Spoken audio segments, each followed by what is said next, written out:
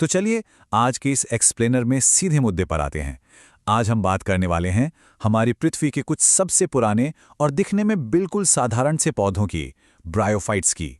खेती हो या चिकित्सा जगत, आज के समय में फंगस यानी कवक का बढ़ता हुआ प्रतिरोध एक बहुत बड़ा सिरदर्द बन गया है ना? लेकिन क्या हो अगर इसका सटीक जवाब हमारे पैरों के ठीक नीचे मौजूद हो? जी हाँ, इन्हीं छोटे छोटे पौधों के अनदेखे रासायनिक हथियारों में।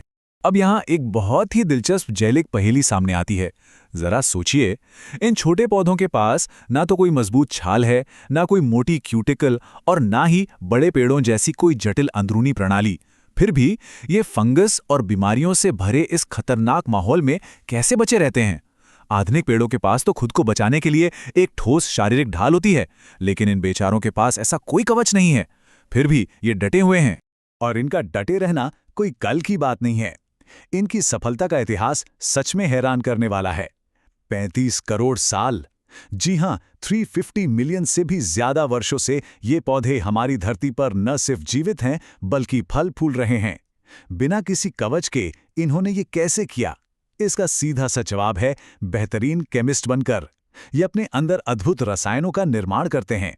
इस चर्चा में आगे बढ़ने के लिए हम इन मुख्य पहलुओं पर नजर डालेंगे। पहले हम इस प्राचीन उत्तरजीविता के विरोधाभास को समझेंगे, फिर ब्रायोफाइट से करीब से मिलेंगे, उसके बाद उनकी टर्पेनॉइड रक्षा प्रणाली, फिनोलिक यौगिकों और अंत में इन प्राचीन पौधों के जीनोम के रहस्यों को डिकोड करेंगे।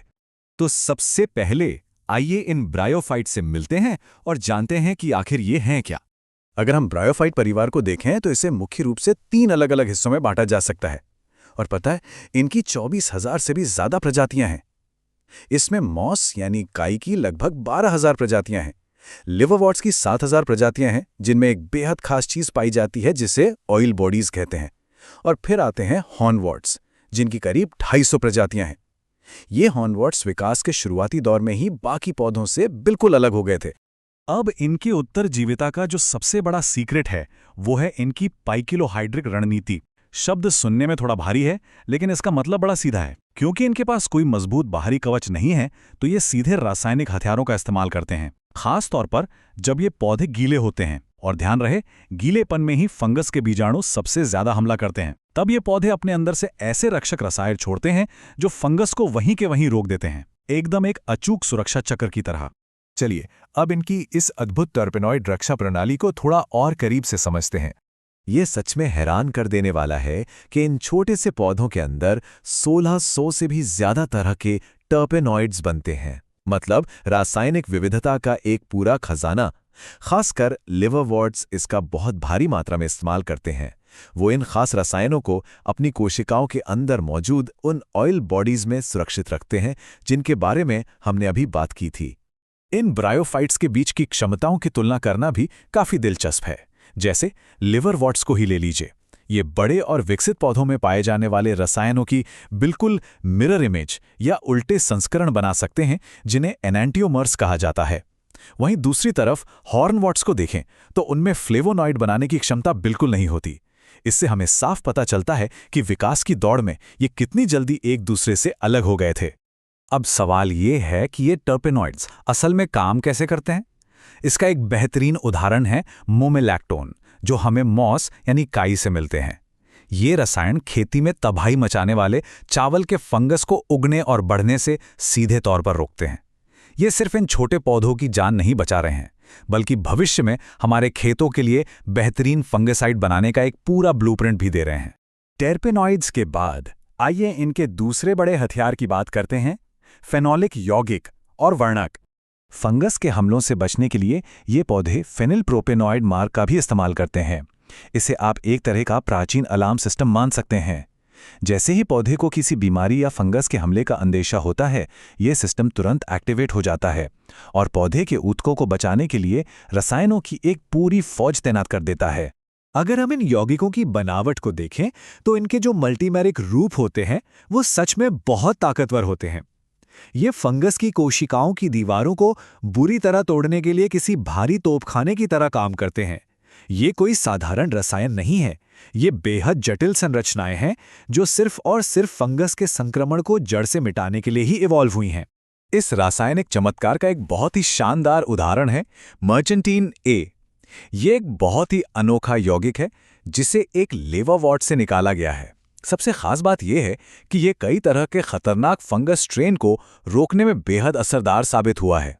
और यही वजह है कि आज मेडिकल रिसर्च की दुनिया में इस पर इतनी गहराई से काम हो रहा है। चलिए अब रसायन विज्ञान से आगे बढ़ते हैं और देखते हैं कि आधुनिक विज्ञान इन प्राचीन पौधों के जीनोम को कैसे डिकोड कर रहा है।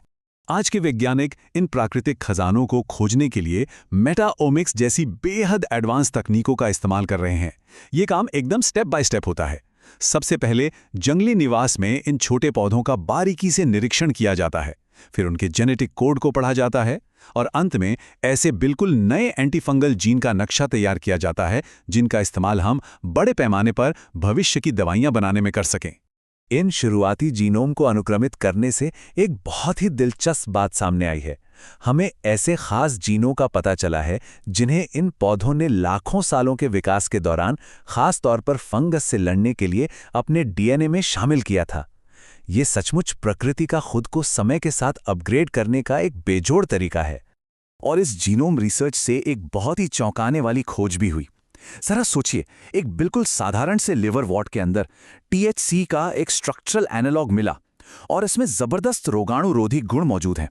ये खोज हमें ये सोचने पर मजबूर करती है कि इन प्राचीन पौधों के अंदर दवाइयों की कितनी विशाल और अनदेखी दुनिया छिपी हुई है, जिससे हमने बस अभी टटोलना ही शुरू किया है। इस पूरे एक्सप्लेनर के सार को अगर हम देखें तो ये छोटे पौधे बेसहारा या कमजोर बिल्कुल नहीं हैं। इसके उलट ये हमारी आधुनिक चिकित्सा और खेती से जुड़ी चुनौतियों का समाधान करने वाले प्राकृतिक खजाने का एक बहुत बड़ा भंडार हैं। इन्होंने अपनी सबसे बड़ी शारीरिक कमजोरी को ही अपनी सबसे बड़ी रासायनिक ताकत में बदल लिया है ना कमाल की बात। तो ये सब हमें एक बहुत ही गहरे और दिलचस्प विचार के साथ छोड़ जाता है।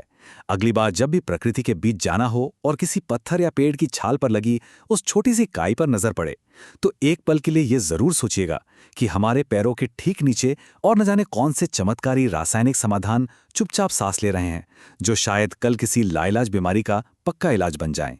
आज की इस चर्चा में बस इतना ही। इस सफर में साथ बने रहने के लिए बहुत बहुत धन्यवाद।